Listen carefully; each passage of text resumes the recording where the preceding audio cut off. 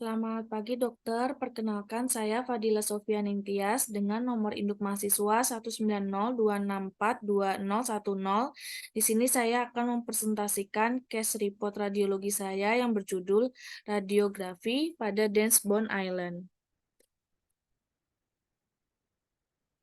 Jadi, lesi osteosklerotik dapat diklasifikasikan berdasarkan etiologinya, yaitu ada idiopatik, neoplastik, dan juga inflamasi. Di mana lesi osteosklerotik intraboni, neoplastik, dan inflamasi itu dapat mudah diidentifikasikan dari penyebabnya, di mana selain itu juga memiliki keluhan yang memerlukan perawatan untuk meredakan keluhan itu sendiri. Sedangkan lesi osteosklerotik intraboni yang idiopatik bersifat asimptomatik sehingga terkadang identifikasinya sendiri itu dilakukan secara kebetulan pada radiografi. Salah satu lesi osteosklerotik intraboni idiopatik itu ada bone war atau Densbone Island, di mana Densbone Island merupakan lesi radiopak yang terdiri dari tulang kortikal hamartomatus yang sering ditemukan secara tidak sengaja atau insiden. Nah, Dashboard Island sendiri merupakan massa radiopak dengan batas yang jelas dan terlokalisir, non-ekspansif, dan biasanya homogen, di mana Dashboard Island itu tidak memiliki gejala tanpa manifestasi intraoral dan tidak ada ekspansi tulang, sehingga seringkali ditemukan saat pemeriksaan rutin untuk radiografinya sendiri. Selanjutnya, tinjauan pustaka. Jadi, gambaran klinis Densbone Island. Jadi, Densbone Island merupakan deposisi tulang yang terletak di dalam tulang yang ditandai dengan gambaran radiopak, tidak disertai adanya inflamasi, neoplastik, ataupun penyakit sistemik. Untuk etiologinya sendiri belum diketahui secara pasti, tetapi sering dikaitkan dengan reaksi tulang berupa lesi ini, yaitu karena adanya peningkatan tekanan oklusal, fragmen sisa akar, peningkatan aliran darah lokal, dan variasi anatomi. Untuk Desmond Island sendiri itu bersifat asimptomatik sehingga terkadang ditemukan secara tidak sengaja ataupun insidental untuk pemeriksaan radiografi untuk perawatan lainnya. Nah, untuk gambaran radiografi dari Densbone Island. Jadi, Densbone Island sendiri itu dapat diklasifikasikan berdasarkan lokasi, yaitu pertama ada tipe intradikular, yaitu letak lesi terbatas untuk daerah antara akar. Lalu ada tipe apikal dan intradikular, lesi terletak pada apex dengan perluasan antara akar. Lalu ada tipe terpisah, di mana lesi ini itu terletak pada apikal dan jelas terpisah dari gigi maupun lamina dura. Dan juga ada tipe apikal, lesi terutama terletak di sekitar apikal akar. Untuk gambaran radiografis dari Densbone Island. Jadi kalau berdasarkan lokasi, Densbone Island ini paling sering ditemukan di mandibula dibandingkan maksila, di mana pada daerah premolar ataupun molar, dan biasanya itu tidak ada hubungannya dengan ada tidaknya gigi pada area tersebut. Untuk batas tepi Densbone Island sendiri itu well defined, di mana terkadang juga menyatu dengan trabekula tulang sekitarnya. Selain itu juga pinggirannya itu tidak ada radiolusen ataupun kapsul dan berbatas langsung dengan tulang yang normal. Untuk struktur internalnya biasanya itu tanpa pola yang khas, tapi beberapa lesi itu tergantung dari ketebalan dan bentuk dari lesi tersebut. Untuk efek pada jaringan sekitarnya, jadi Dashbone L itu tidak menyebabkan ekspansi, tapi sering dikaitkan dengan resorpsi akar eksternal. Dan pada kasus-kasus jarang juga ditemukan Dashbone Island itu menghambat erupsi gigi dan juga menyebabkan gigi bergeser. Selanjutnya, laporan kasus. Jadi untuk kasus pertama, seorang pria berusia 54 tahun dirujuk ke Departemen Prostodontik dengan keluhan utamanya, yaitu dia mengkhawatirkan gigi aus dan estetik yang buruk, di mana pasien memiliki kebiasaan clenching dan bruxism pada malam hari. Untuk pemeriksaan intraoral ditemukan bidang incisal yang tidak rata, ketidakharmonisan senyum, dan bidang gingiva yang tidak rata. Di pemeriksaan klinis juga ditemukan pada gigi 31, 32, 41, 42 mengalami abraksi, gigi 16, 38, 48, 17 karies, gigi 14 itu ada tumpatan amalgam yang sudah tidak sesuai, gigi 36, 35, 40 giginya hilang, dan adanya mesial drifting pada gigi 17, 37, dan 47, di mana mesial drifting ini menyebabkan ruang yang tidak cukup untuk penggantian gigi yang hilang pada area tersebut. Pada pemeriksaan radiografi ditemukan juga adanya Densbone Island, dideteksi terdapat area radiopasitas terlokalisir pada akar mesial gigi 37. Jadi karena ketidakpastian dan kekhawatiran terhadap dense bone island, jadi apabila gigi tersebut dicabut dapat menyebabkan soket mengalami infeksi dan restruksi tulang. Sehingga pada kasus ini tidak dilakukan perawatan untuk dense bone island-nya itu sendiri. Untuk rencana perawatannya, pertama dilakukan scaling dan root planning, restorasi gigi 2223, crown lightening dan gingival leveling pada region anterior, pemasangan gigi implan pada 1627, dilakukan perawatan saluran akar pada gigi 11, 31, 41, 42, dan retreatment PSA pada gigi 14. Selanjutnya dilakukan preparasi gigi abutment untuk pembuatan crown gigi 14, 32, 31, 41, veneer porcelain gigi 24, 28, 12, 21, 22, 32. Selanjutnya dilakukan pencetakan dan dikirim ke lab. Selanjutnya pemasangan GTJ sementara dan dilakukan tray-in coping logam dan pasa. Selanjutnya dilakukan sementasi dan penggunaan occlusal splint. Pada kasus kedua, di mana wanita usia 31 tahun dirujuk ke klinik untuk dilakukan pemeriksaan rutin dan perawatan prostodontik. Gambaran radiografisnya menunjukkan area radiopak pada mandibula dan radiopak massa pada aspek inferior posterior korpus rahang bawah. Terdapat juga gigi supernumerary terlihat di sisi kiri mandibula. Sehingga untuk menentukan lokasinya dilakukan pemeriksaan CBCT. CBCT menunjukkan area radiopak pada kedua sisi mandibula, osteoma pada sudut mandibula, dan gigi supernumerary yang tampak jelas pada potongan yang melintang pada gambar. Pemeriksaan klinis menunjukkan tidak adanya lesi pada kulit ataupun tulang lainnya sehingga pasien ini dirujuk untuk dilakukan pemeriksaan kolonoskopi. Pada pemeriksaan tersebut ternyata dideteksi adanya polip pada usus besar sehingga dilakukan perawatan secara dini pada pasien tersebut. Selanjutnya pada kasus ketiga, di mana wanita Tionghoa usia 23 tahun sehat datang dengan keluhan kesulitan mengunyah dan bicara. Pemeriksaan dilakukan terdapat maloklusi kelas 2, divisi 1 pada pola skeletal 2 diperberat hipodonsia premolar kedua kanan bawah dengan overjet 1,2, overbed itu ada crossbed 16 dan 4, dan relasi molar kelas 1, relasi molar kelas 2 pada sisi kiri. Pada pemeriksaan radiografi ditemukan ada lesi radio opak ukuran 10x6 di antara gigi 46.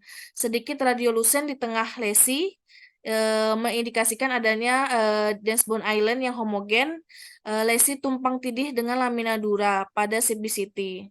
Lesi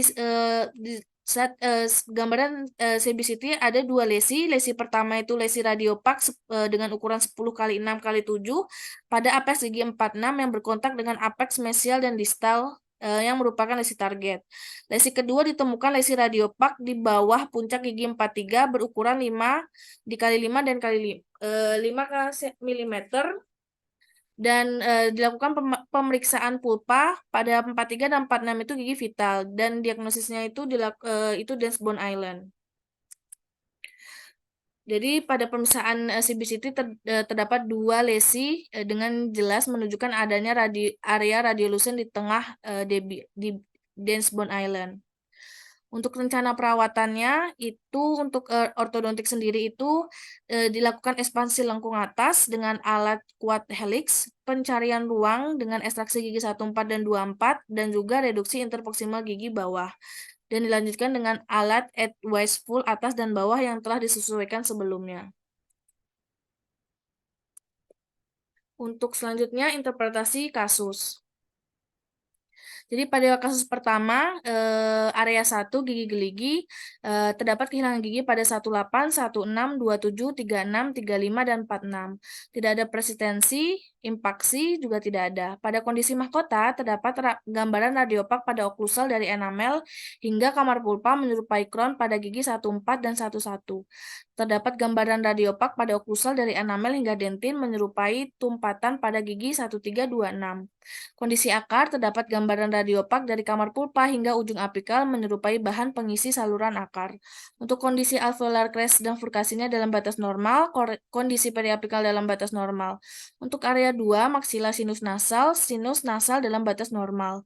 Area 3, mandibula, terdapat gambaran radiopak berbatas jelas berbentuk irreguler berukuran 12 kali 5 pada apikal sisi mesial akar gigi 37. Untuk area 4, bentuk kondilus fossa eminens tidak dapat diinterpretasi, posisi kondilus tidak dapat diinterpretasi. Untuk ramus dalam batas normal, os vertebra tidak dapat diinterpretasi.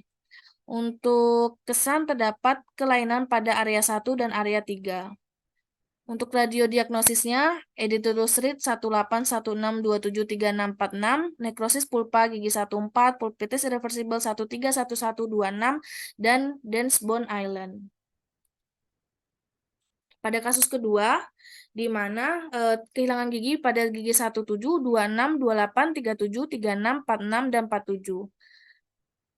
Di mana tidak ada persistensi, tidak ada impaksi. Untuk kondisi mahkota, terdapat gambaran radiopak pada oklusal dari enamel hingga dentin menyerupai bahan tumpatan pada gigi 16 dan 27. Terdapat gambaran radiolusen pada sisi mesial dari enamel hingga dentin pada gigi 44. Terdapat gambaran radiolusen pada sisi distal dari enamel hingga kamar pulpa pada gigi 35. Untuk kondisi akar sendiri, terdapat dilaserasi pada sepertiga apikal mengarah ke distal pada gigi 34. Kondisi alveolar crest dan furkasi dalam batas normal. Kondisi periapikal terdapat multiple radiopak berbatas well defined, berbentuk irreguler dengan ukuran 3 cm menyebar pada mandibula. Untuk area 2, maksila sinus dan nasal dalam batas normal. Area 3, mandibula, terdapat gambaran multiple radiopak berbentuk irreguler dengan batas well defined, struktur internal radiopak dengan diameter kurang lebih 3 cm. Terdapat gambaran radiopak berbatas jelas pada antara gigi apikal antara gigi 34 hingga 35 berbentuk oval menyerupai benih gigi. Dan juga terdapat gambaran radiopak berbentuk oval pada korpus mandibula sinistra. Untuk area 4, bentuk kondilus fossa eminensi itu simetris, bentuk kondilus dextra round dan sinistra angle. Lalu posisi kondilus dextra tepat pada fossa glenodalis dan juga posisi kondilus sinistra tetap pada fossa glenodalis. Untuk area 5, ramus os vertebra itu tidak dapat diinterpretasikan. Untuk kesan terdapat kelainan pada area 1 dan area 3. Untuk radiodiagnosisnya terdapat pulpitis irreversible gigi 16, 27, 44, 35, Edentulus Reed 17, 26, 28, 37, 36, 46, dan 47, gigi supernumerary, dense bone island, dan juga osteoma. Untuk kasus ketiga, jadi pada area 1 terdapat kehilangan gigi pada gigi 45, tidak ada persistensi, tidak ada impaksi. Lalu pada kondisi mahkota, itu terdapat gambaran radiopak pada mesio-oklusal gigi 16, 26, dan mesio-oklusal gigi 46 dari enamel hingga dentin menyerupai bahan tumpatan. Untuk kondisi akarnya dalam batas normal, kondisi alveolar crest dan furkasinya dalam batas normal, kondisi periapikal dalam batas normal. Untuk area 2, maksila sinus dan nasal, maksila sinus nasal dalam batas normal. Area 3, terdapat gambaran radiopak berbatas jelas, berbentuk irreguler berukuran 10 kali 6 mm yang melibatkan gigi 46. Untuk area 4, bentuk kondilis tidak dapat diinterpretasikan, posisi kondilis juga tidak dapat diinterpretasikan. Area 5, ramus dalam batas normal, os vertebra tidak dapat diinterpretasikan, dan kesan terdapat kelainan pada area 1 dan 3. Untuk radiodiagnosisnya terdapat pulpitis reversible gigi 16, 26, dan 46, dense bone island, dan juga edentulus gigi 45. Selanjutnya, diagnosis banding dari dense bone island. Jadi untuk dense bone island sendiri memiliki diagnosis banding berupa kompleks odontoma, osteoma, dan juga sementoblastoma. Untuk kompleks odontoma, struktur internalnya itu mengandung massa jaringan yang terklasifikasi yang tidak teratur, di mana struktur klasifikasinya itu tunggal dengan bagian tengahnya itu lebih radiolusen, di mana batas tepi kompleks odontoma sendiri itu dikelilingi halo radiolusen dengan batas jelas, well-defined, soft tissue, capture border. Untuk lokasinya itu biasanya pada area gigi posterior mandibula dan juga maksila. Efek terhadap jaringan biasanya kompleks odontomani menyebabkan migrasi gigi yang berdekatan.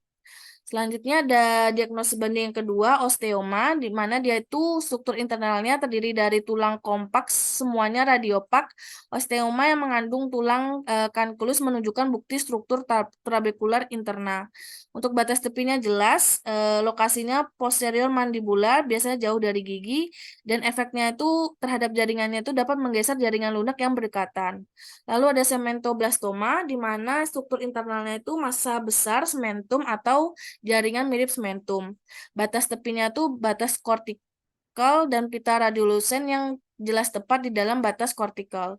Untuk lokasinya sendiri pada akar gigi premolar atau molar pertama mandibula dan efek terhadap jaringannya dapat menyebabkan ekspansi mandibula. Untuk diagnosis selanjutnya ada hipersementosis, periapikal semento osseous dysplasia. Di mana untuk strukturnya itu adanya sementum yang berlebih pada sebagian atau seluruh permukaan akar. Untuk batas tepinya, batasnya jelas, lamina dura dan ligamen periodontal mengelilingi akar yang membesar. Untuk lokasinya sendiri, itu pada apikal gigi yang terlibat setelah infeksi ataupun trauma.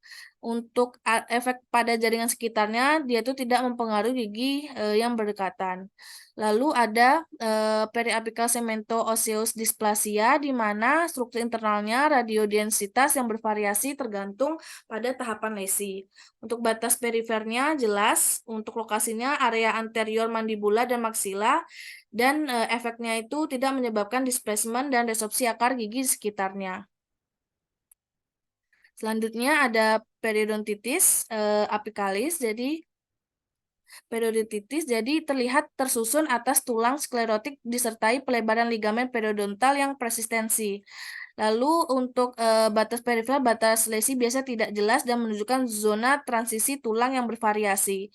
Dan untuk lokasinya sekitar apes gigi yang nekrosis atau penyakit periodontal yang luas. Dan juga efek terhadap jaringan sekitarnya itu dia menyebabkan resorpsi akar eksternal hingga hipersementosis.